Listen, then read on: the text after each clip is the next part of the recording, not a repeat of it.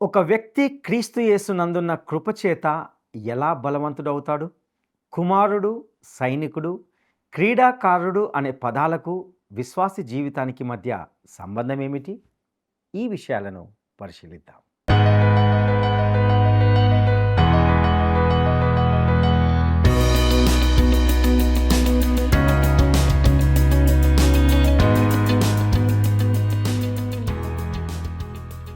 ప్రియమైన స్నేహితులారా, word రిసౌండ్స్ today పక్షంగా నేటి ఈ కార్యక్రమానికి మిమ్మల్ని ప్రేమతో ఆహ్వానిస్తున్నాం. మీరందరూ ప్రభు కృపలో ఎదుగుతూ ఆనందిస్తున్నారని భావిస్తున్నాం. ఇక ఈనాటి పాఠంలో విశ్వాసులు క్రీస్తు యొక్క సేవలో క్రియాశీలకంగా ఉండడం అంటే ఏమిటో, అందుకు సంబంధించి సైనికుడు, జెట్టి అనేవారిని విశ్వాస జీవితానికి ఆపాదిస్తూ అలంకార రూపంలో చెప్పబడిన కొన్ని విలువైన సత్యాలను గురించి తెలుసుకుంటాం. ఇక సందేశాన్ని విందామా? యేసుని చేరాలంటే ఓ స్నేహితుడా, సహయాత్రికుడా, విశేషమైనది క్రీస్తులో ప్రయాణము, విశేషమైనది క్రీస్తులో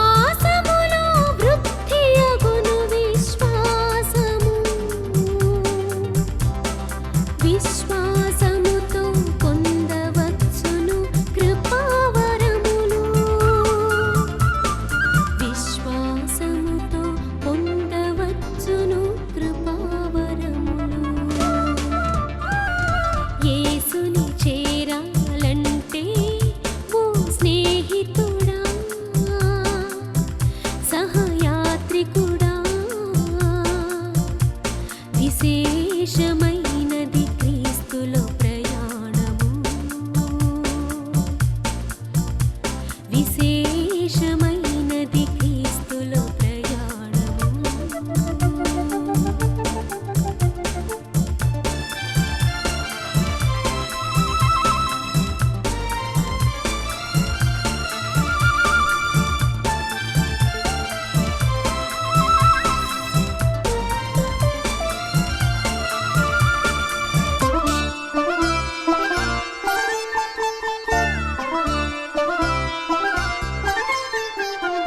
రక్షించబడిన నీవు ప్రకటించు సాక్ష్యము. సాక్ష్యమే నీ జీవన ప్రతిరూపము.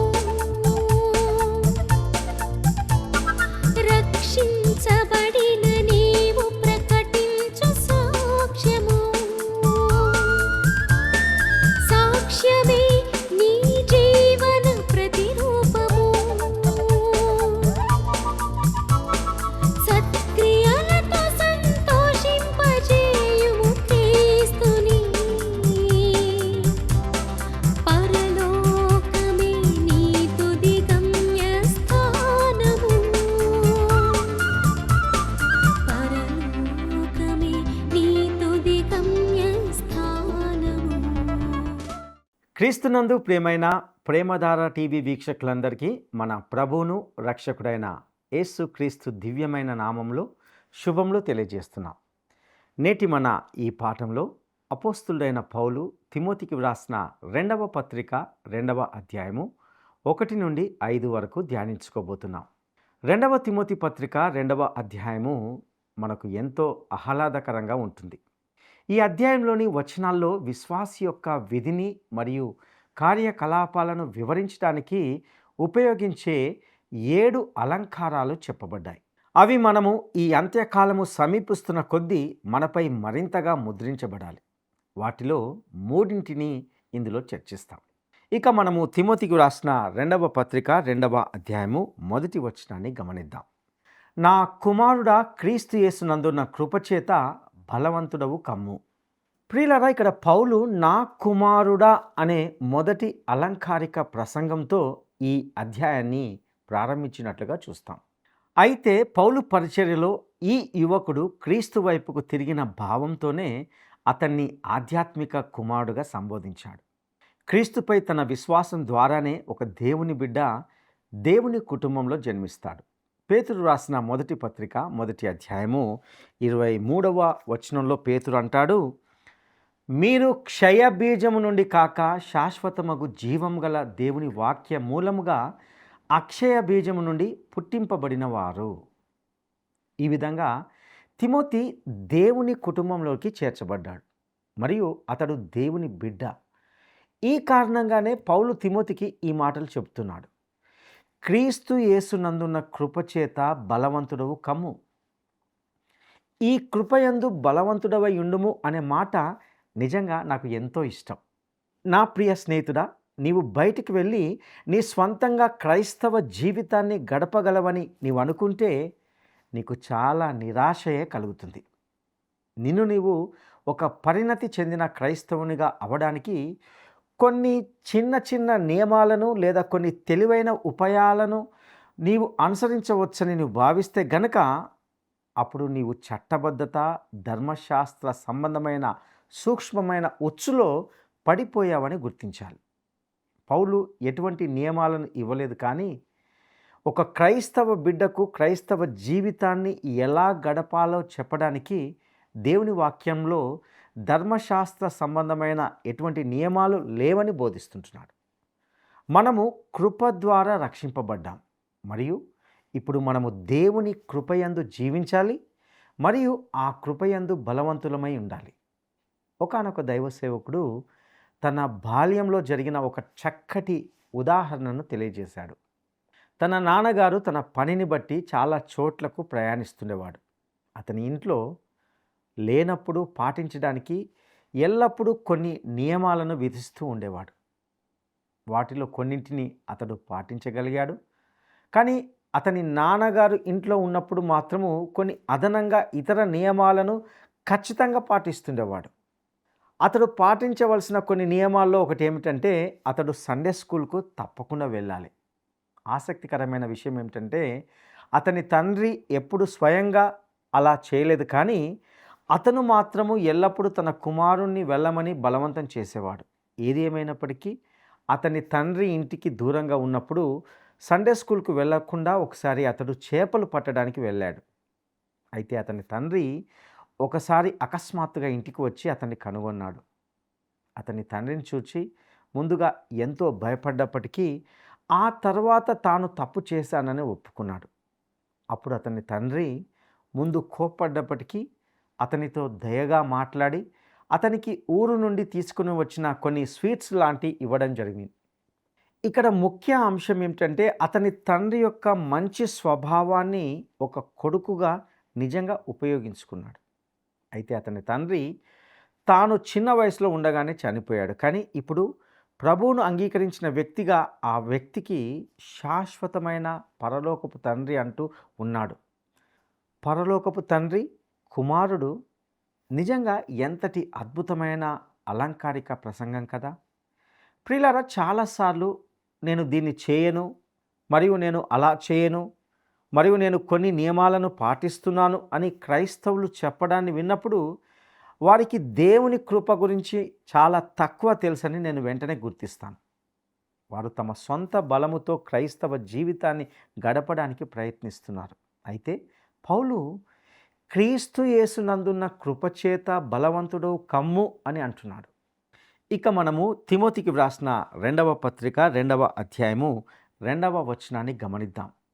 నీవు అనేక సాక్షుల ఎదుట నా వలన వినిన సంగతులను ఇతరులకు బోధించుటకు సామర్థ్యము గల నమ్మకమైన మనుషులకు అప్పగింపుము. ప్రియులారా, పౌలు భవిష్యత్తును గురించి చాలా శ్రద్ధ వహించాడు. మన పరిచర్య ముగింపుకు చేరుకున్నప్పుడు మనము చేసినట్లుగానే దేవుని వాక్యాన్ని ప్రకటించి బోధించే ఇతర మనుషులు వస్తారా అని అతడు ఆశ్చర్యపోయాడు. కొన్నిసార్లు మనకు కూడా ఏలియా వంటి సంక్లిష్టత ఏర్పడుతుంది. కొన్నిసార్లు మనము ఏలియాలాగా ఓ ప్రభువా నేనొక్కనే మిగిలి ఉన్నాను అని అరుస్తాము, కానీ అది నిజం కాదని కనుగొంటాం. దేవుని విషయాల కోసము నిలబడే మంచి యువ బోధకులను ప్రభువు లేవనెత్తడాన్ని దేశమంతటా కొన్నిసార్లు చూడడం జరుగుతూ ఉంటుంది. అయితే దేవుని వాక్యాన్ని బోధించడంలో నమ్మకంగా ఉండే యువకులు ఉండడం పెద్దలైన వ్యక్తులకు నిజంగా ఆందోళన కలిగిస్తుంది. కాబట్టే పౌలు తిమోతికి తాను బోధించే విషయాలను ఇతరులకు కూడా బోధించగల విశ్వాసులైన మనుషులకు అందించమని ఉపదేశిస్తున్నాడు. మరియు దేవుడు బోధనా వరాలు కలిగిన మనుషులను లేవనెత్తుతాడు. ఈరోజు కూడా ఆయన ఇలాగే జరిగిస్తున్నాడు. ప్రియులారా, దేవుని కుమారులుగా మనము కూడా మన తండ్రి వ్యవహారాల గురించి శ్రద్ధ వహించాలి. బాలుడిగా ఉన్నప్పుడు ప్రభు అయిన యేసు తన మానవత్వంలో ఉన్నప్పుడు ఇలా అన్నాడు, నేను నా తండ్రి పనుల మీద ఉండవలెనని మీరు ఎరగరా? నేను దేవుని కుమారుణ్ణి అయ్యాను అనగా ప్రభు అయిన యేసులా అని కాదు, నేను క్రీస్తుపై విశ్వాసం ద్వారా దేవుని కుమారుణ్ణి అయ్యాను అని నా భావం. యోహాను సువార్త 1వ అధ్యాయము 12వ వచనాన్ని గమనిద్దాం. తన్ను ఎందరూ అంగీకరించిరో వారికందరికీ, అనగా తన నామమునందు విశ్వాసముంచిన వారికి దేవుని పిల్లలు అగుటకు ఆయన అధికారము అనుగ్రహించెను. ప్రియులారా, గమనించారా? ఇప్పుడు నేను దేవుని కుమారుణ్ణి కాబట్టి నా తండ్రి వ్యవహారాలపై నాకు ఆసక్తి ఉంది.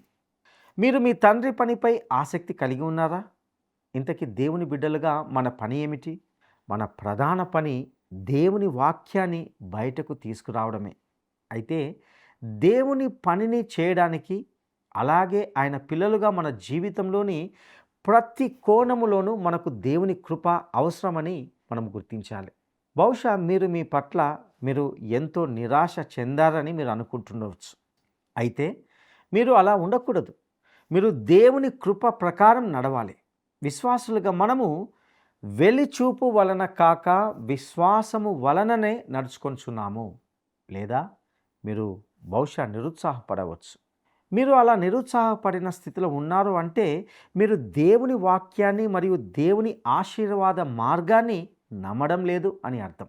వాస్తవానికి మీరు నిజంగా మీ పద్ధతిలో మీ స్వంతంగా చేయగలరని అనుకున్నారు కాబట్టే ఇప్పుడు మీరు నిరుత్సాహపడ్డారు. దీని అర్థం ఏమిటంటే మీరు ఇంకా మీ పాత స్వభావం నుండి కొంత మంచిని పొందాలని ఆశిస్తున్నారు. నా ప్రియ స్నేహితుడా, ఒక వాస్తవాన్ని ఎప్పటికీ గుర్తుంచుకోవాలి. అదేమిటంటే విశ్వాసులుగా మీరు ఎల్లప్పుడూ దేవుని కృపలో బలంగా ఉండాలి. ఇక మనము తిమోతికి వ్రాసిన 2వ పత్రిక 2వ అధ్యాయము 3, 4 వచనాలను గమనిద్దాం. క్రీస్తు యేసు యొక్క మంచి సైనికుని వలె నాతో కూడా శ్రమను అనుభవించుము. సైనికుడు ఎవడును యుద్ధమునకు పోవునప్పుడు తన్ను దండులో చేర్చుకొనిన వానిని సంతోష పెట్టవలెనని ఈ జీవన వ్యాపారములలో చిక్కుకొనడు. ప్రియులారా, క్రైస్తవుడు ఒక సైనికుడు. ఇంతకీ దేవుని బిడ్డ ఎలా సైనికుడు? ఎఫెసీయులకు రాసిన పత్రిక చివరి అధ్యాయము విశ్వాసి యొక్క ఆధ్యాత్మిక జీవితాన్ని లేదా విశ్వాసి ఆధ్యాత్మిక యుద్ధం చేస్తున్నాడని మరియు అతడు దేవుని యొక్క సర్వాంగ కవచాన్ని ధరించాలని చెబుతుంది. పౌలు ఎఫెసీలతో ఇలా అన్నాడు. ఎఫెసీ పత్రిక 6వ అధ్యాయము 12, 13 వచనాలను గమనిద్దాం. ఏలయనగా మనము పోరాడునది శరీరులతో కాదు, ప్రధానులతోనూ అధికారులతోనూ ప్రస్తుత అంధకార సంబంధులకు లోకనాథులతోనూ ఆకాశ మండలమందున దురాత్మల సమూహములతోనూ పోరాడుచున్నాము. అందుచేతను మీరు ఆపద్దినమందు వారిని ఎదిరించుటకును సమస్తము నెరవేర్చిన వారై నిలువబడుటకును శక్తిమంతులగునట్లు దేవుడు ఇచ్చు సర్వాంగ కవచమును ధరించుకొనుడి. సైనికుడెవడును యుద్ధమునకు పోవునప్పుడు ఈ జీవన వ్యాపారంలో చిక్కుకొనడు. ప్రియులారా, ఉదాహరణకు యుద్ధము తీవ్రంగా జరుగుతున్నప్పుడు యుద్ధం మధ్యలో ఉన్న ఒక సైనికుడు తన అధికారి దగ్గరికి కానీ లేదా తన పై అధికారుల వద్దకు కానీ వెళ్ళి, సార్, నేను యుద్ధం మధ్యలో వెళ్ళవలసి వచ్చినందుకు నాకు బాధగా ఉంది, కానీ నేను క్రొత్త బట్టలు కొనుక్కోవడానికి నగరానికి వెళ్ళాలి, నేను నా స్నేహితులతో కలిసి కొంత సంతోషించాలి, కాబట్టి నేను ఈ రాత్రి యుద్ధానికి వెళ్ళను అని చెప్పడం ఒకసారి ఊహించుకోండి. ఆ పరిస్థితి ఎలా ఉంటుంది? ఈరోజు చాలామంది క్రైస్తవ విశ్వాసులు తమ ఆధ్యాత్మిక పోరాటాన్ని అలాగే కలిగి ఉండడానికి ప్రయత్నిస్తున్నారు. ఈ వచనంలో తను దండులో చేర్చుకొనిన వానిని సంతోష పెట్టవలనని అనే మాటను కూడా గమనిస్తాం. అనగా విశ్వాసి తన ప్రాధాన్యతలను స్థాపించుకోవాలి. ఇక్కడ అతడు శ్రమను కఠినత్వాన్ని భరించాలి. అనగా పౌలు బాధపడుతున్నట్లుగా కఠినత్వాన్ని శ్రమను అనుభవించాలి.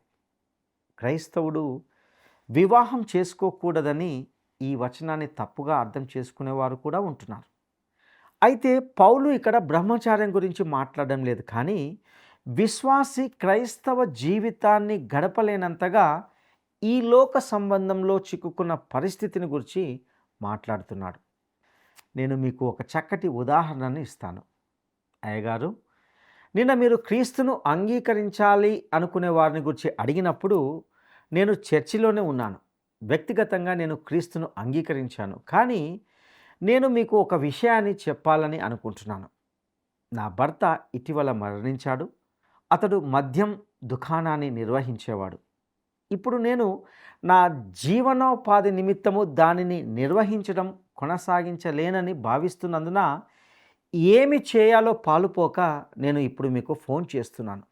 ఒకవేళ మీరు గనక నన్ను ఒక సుత్తె తీసుకొని ప్రతి సీసాను పగలగొట్టమని చెబితే ఇప్పుడే నేను దాన్ని చేస్తాను. నిజమే ప్రియులారా, ఈ విధంగా మనము ఈ జీవిత విషయాల్లో చిక్కుకోకూడదు. దేవుని బిడ్డ తాను సైనికుడని గుర్తించాలి. మరియు క్రైస్తవ జీవితం ఆట స్థలం కాదని, అది యుద్ధ భూమి అని మనం గుర్తించాలి. ఈ యుద్ధ భూమిలో ఇక్కడ కొన్ని యుద్ధాలు గెలుస్తున్నాయి మరియు కొన్ని యుద్ధాలు ఓడిపోతున్నాయి. నిజమైన ఆధ్యాత్మిక పోరాటం యుద్ధం అంటూ జరుగుతుంది.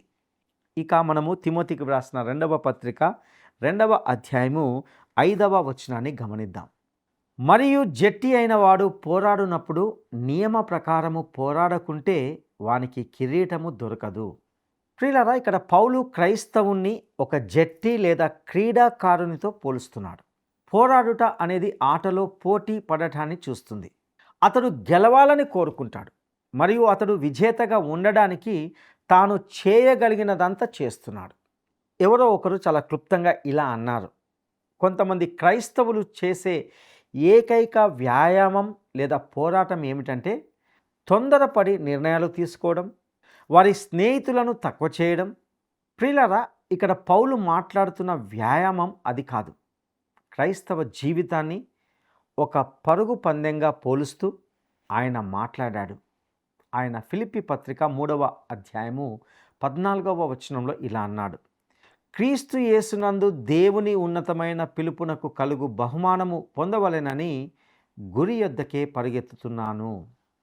ప్రియులారా, పౌలు తన శరీరాన్ని అదుపులో ఉంచుకోవాలని కూడా చెప్పాడు. ఈ విషయాన్ని 1 కొరింథీ పత్రిక 9వ అధ్యాయము 24 నుండి 27 వచనాల్లో గమనిస్తాం.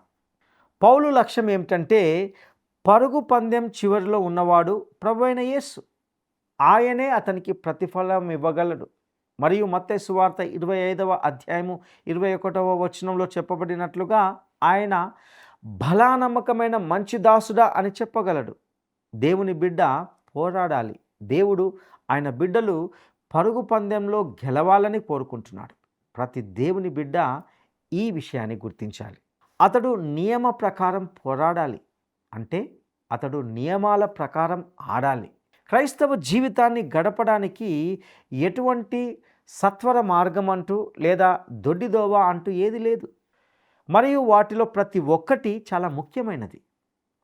ఇది మనకు దేవుని మనసును మరియు దేవుని వాక్యాన్ని ఇవ్వడానికి అది ఎంతో మనకు తెలియజేస్తుంటున్నది.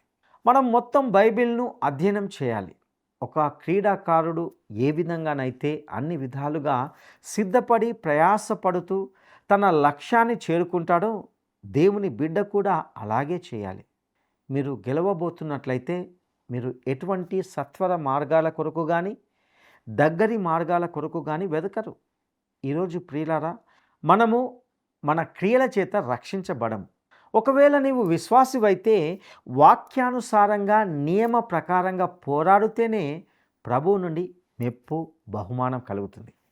మనము కేవలము దేవుని కృప ద్వారానే రక్షింపబడతాం. మరియు ఇప్పుడు ఈ లోకంలో మనము దేవుని కృపయందు మాత్రమే జీవించాలి మరియు ఆ కృపయందు బలవంతులమై ఉండాలి. ఈ సత్యాన్ని మనము ఎప్పుడు కూడా మర్చిపోకూడదు. ప్రియులారా, మనము యేసు క్రీస్తును అంగీకరించడం ద్వారా దేవుని బిడ్డలమయ్యామని, దేవుని వాక్యము చేత జన్మించామని తెలుసుకున్నాం. అయితే ఈ లోకంలో జీవిస్తున్నప్పుడు క్రీస్తు యేసు మంచి సైనికుని వలె యజమాని కొరకు శ్రమను అనుభవిస్తూ ఎంతో జాగ్రత్తగా మసలుకోవాలని గ్రహించాం. అదేవిధంగా ఆయన కొరకు నమ్మకమైన బిడ్డలుగా జీవించాలంటే మన ఎదుట ఉంచబడిన పరుగు పందెంలో జాగ్రత్తగా వాక్య నియమము ప్రకారము పరిగెత్తాలి. దేవుని బిడ్డల ఆధ్యాత్మిక జీవితము ఎప్పుడు కూడా సత్వర మార్గము కొరకు వెదకకూడదు. మనము నమ్మకంగా ప్రభువు కొరకు శ్రమలను భరిస్తూ ఆయన సాక్షిగా జీవించగలిగినప్పుడు మన రక్షకుడైన యేసుక్రీస్తు ప్రభువు మనకు ఉన్నతమైన బహుమానాన్ని, అక్షయ కిరీటాన్ని అందిస్తాడు. అంతకంటే మిన్న అయినది ఆయన నుండి మనము పొందుకునే మెప్పుతో కూడిన గొప్ప పిలుపు. అదేమిటంటే భలా నమ్మకమైన మంచి దాసుడా. ప్రియ సహోదరుడా, సహోదరి, ఇంతవరకు విన్నటువంటి సందేశము ద్వారా అనేక ఆధ్యాత్మిక విషయాలను నేర్చుకొని ఉన్నారని తలస్తున్నాం. పరిశుద్ధాత్మ దేవుడు తన వాక్యము ద్వారా మీతో వ్యక్తిగతంగా మాట్లాడి ఉండవచ్చు. ఈ వాక్య సత్యాలను మీ జీవితాలను అన్వయించుకుంటారని ఆశిస్తున్నాం. సర్వశక్తిమంతుడైన దేవుని ప్రేమ, రక్షకుడైన యేసుక్రీస్తు కృప, పరిశుద్ధాత్ముని నిత్య సన్నిధి, భద్రత, కాపుదల మీకు, మీ కుటుంబాలకు నిత్యము తోడయుండి నడిపించునుగాక. దైవాశీస్సులు.